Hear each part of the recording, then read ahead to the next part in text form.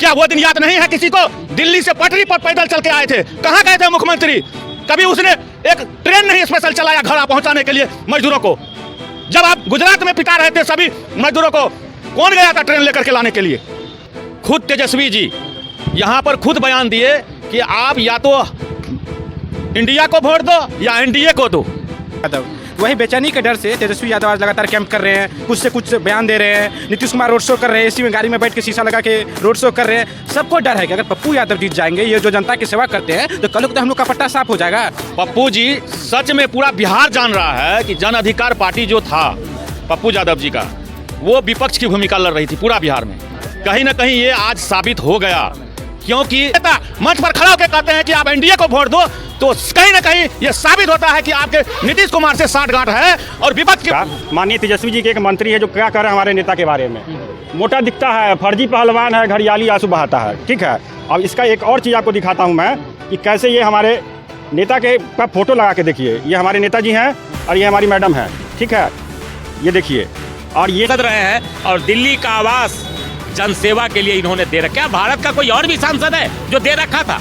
आज तक किसी ने ऐसा नहीं किया कि कोई अपने आवास को जनहित के लिए दे दे और लोग को खाना फ्री दे और वहां से सेवा दे, और जिसको जो काम है वहां बैठ करके करवाते थे। देखिए, एनडीए के लोग कह रहे हैं, भाजपा के लोग कह रहे हैं कि पप्पू यादव बीमा भारती जो आपस में लड़ेंगी और इधर संतोष कुशवाहा निकल जाएंगे। क्या कुछ कहेंगे? लग रहा है ऐसा? आप तो देख रहे हैं कि बीमा भारती को क्यों खड़ा किया गया। पप्पू जी सच में पूरा बिहार जान रहा है कि जन अधिकार पार्टी जो था पप्पू यादव जी का, वो विपक्ष की भूमिका लड़ रही थी पूरा बिहार में।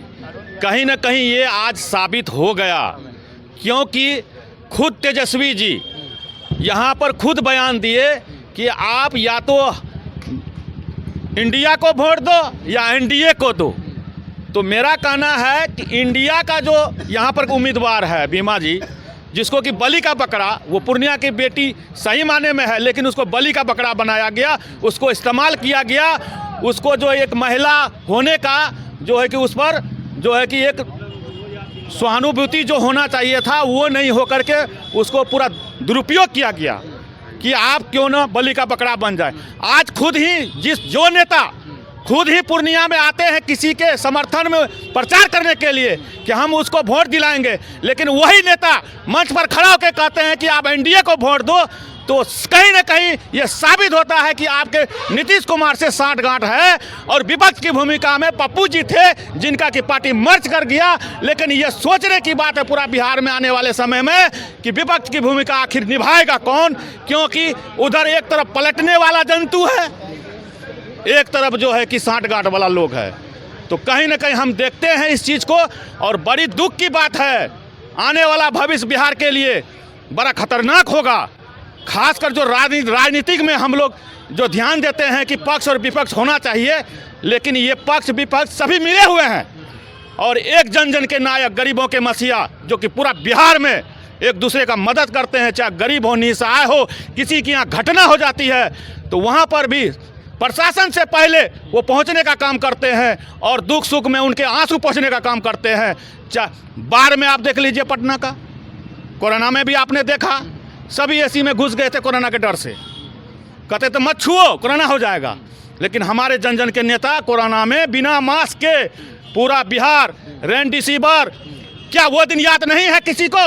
दिल्ली से पटरी पर पैदल चल के आए थे, कहाँ गए थे मुख्यमंत्री? कभी उसने एक ट्रेन नहीं स्पेशल चलाया घर पहुंचाने के लिए मजदूरों को? जब आप गुजरात में पिटा रहे थे सभी मजदूरों को, कौन गया था ट्रेन लेकर के लाने के लिए? बिहार की अस्मिता पर सवाल है। आज पलायन आप देखा, प्रथम चरण में 50% मतदान हुआ। क्या आपने रोजगार पर ध्यान दिया? क्या बिहार विकसित हुआ है? अगर बिहार विकसित हुआ तो 50% मतदान क्यों हुआ? कहीं ना कहीं यह साबित होता है कि बिहार पलायन में है, घर में कोई नहीं है। चलिए, आपसे प्रश्न होगा, क्या नीतीश कुमार भी नहीं चाहते हैं, लालू प्रसाद यादव भी, तेजस्वी यादव भी नहीं चाहते हैं कि पप्पू यादव जैसा नेता सीमांचल में बड़ा बड़े रूप में उभरे, बिहार में उभरे, क्या लग रहा है? सभी में बौखलाहट है, बेचैनी है, डर है कि पप्पू यादव जीत जाएगा तो पूरा बिहार का भविष्य यही बन जाएगा पप्पू यादव। तो वही बेचैनी के डर से तेजस्वी यादव आज लगातार कैंप कर रहे हैं, कुछ से कुछ बयान दे रहे हैं। नीतीश कुमार रोड शो कर रहे हैं, एसी में गाड़ी में बैठ के शीशा लगा के रोड शो कर रहे हैं। सबको डर है कि अगर पप्पू यादव जीत जाएंगे, ये जो जनता की सेवा करते हैं, तो कल को तो हम लोग का पट्टा साफ हो जाएगा, हम लोग क्या करेंगे? इसलिए सभी मिल के पप्पू यादव को हराओ, लेकिन ऐसा होगा नहीं, क्योंकि पूर्णिया का बेटा है। सभी को याद है बाढ़ के समय, कोरोना के समय, क्योंकि 2019 से 24 में पप्पू यादव सांसद नहीं थे। उसी समय में कोरोना आया था, बाढ़ आया था, तो पप्पू यादव खड़े थे, गला भर पानी में से मदद करते थे। सुशील मोदी के ड्राइवर को भी खिलाया, उसके घर पे भाग गए थे। कोरोना जैसा स्थिति में कितनों का मदद किया। छात्र कोटा में फंसे हुए थे, वहाँ बस भेजे उन्होंने, तो हर जगह मदद किया। कितना भी कुछ कर ले, कुछ नहीं होने वाला। आप क्या दिखा रहे थे? देखिए, चंद्रशेखर जो है पूर्व शिक्षा मंत्री हैं। दो चीज़ मैं आपको दिखाऊंगा, इसके ऊपर हमारे जो प्रदेश महासचिव है वो बताएंगे। आज के जो जनसभा हुआ था तेजस्वी जी का, माननीय तेजस्वी जी के एक मंत्री है जो क्या कह रहे हैं हमारे नेता के बारे में। मोटा दिखता है, फर्जी पहलवान है, घड़ियाली आंसू बहाता है, ठीक है।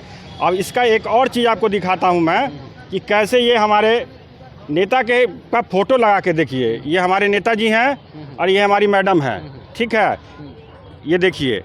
और ये नीचे यही तथाकथित चंद्रशेखर जी हैं, जिनका नाम लेके इन्होंने मधेपुरा में वोट मांगा था। तो या तो ये पागल है, क्योंकि हम सीमित और संयमित भाषा का उपयोग करते हैं, इनकी तरह पागल हम हैं नहीं। या तो ये पागल हैं या इनकी मानसिकता, जो मानसिक स्थिति है वो ख़राब हो गई है। तो ये तेजस्वी जी को भी देखना होगा कि उनके आसपास जो पागल लोग हैं उनको थोड़ा समझाइए। ये इलेक्शन है, सीमित भाषा में, ये लोकतंत्र की लड़ाई है, मुंह से लड़ते हैं, सीमित होके, संयमित होके, सभ्य तरीके से लड़िए। अनाप शनाप बोलिएगा, अनाप शनाप बोलने हमें भी आता है। और विशेष आपको इस विषय में आपको विस्तृत रूप से प्रदेश के जो महासचिव हैं वो आपको बताइए क्या। जैसा कि हम एक सवाल करना चाहते हैं आपसे ही कि कोई भी आदमी सांसद कैसा चाहता है? सांसद में चाहता है वो गुण जो जनता के लिए काम आए। मैं कहता हूँ कि यह जिनका नाम पप्पू यादव जी हैं वो सेवा ही करते हैं, हर किसी के दुख में दौड़ते हैं। अब तक का भी रहा इतिहास, बनने के बाद नहीं, पूर्व में भी सांसद रहे हैं और दिल्ली का आवास जनसेवा के लिए इन्होंने दे रखा। क्या भारत का कोई और भी सांसद है जो दे रखा था? आज तक किसी ने ऐसा नहीं किया कि कोई अपने आवास को जनहित के लिए दे दे और लोग को खाना फ्री दे और वहाँ से सेवा दे, और जिसको जो काम है वहाँ बैठ करके करवाते थे। जब सांसद रहकर वो भारत में वैसा कोई किया ही नहीं जो पप्पू यादव भी किए। और इस पूर्णिया के धरती के उस लाल का बारंबार धन्यवाद है कि आप जैसे नेता इस पूर्णिया में जन्म लिए, और पूर्णिया के लोग को भी गौरवान्वित महसूस करना चाहिए कि आज यहाँ का नेता पूरे देश में यहाँ का चुनाव देख रहा है कि क्या पूर्णिया के लोग ऐसे सेवा करने वाले जन जन के नायक को क्या चुनाव में विजयी नहीं कर पाएंगे या देखना चाहेंगे। इसलिए हम पूर्णिया के महान जनता से नम्र निवेदन करेंगे कि ऐसे आपके जो लाल जो आज देश देख रहा है इस पप्पू यादव जी को, कि सबसे अच्छे सांसद के रूप में जो होना चाहिए, आज तक किसी के पास है ही नहीं इतनी तौर तरीका या लोगों के प्रति उतनी आस्था और व्यवस्था रख के जीने वाले लोग। आखिरकार यह पप्पू यादव जी को पूर्णिया क्यों नहीं जिताएगी?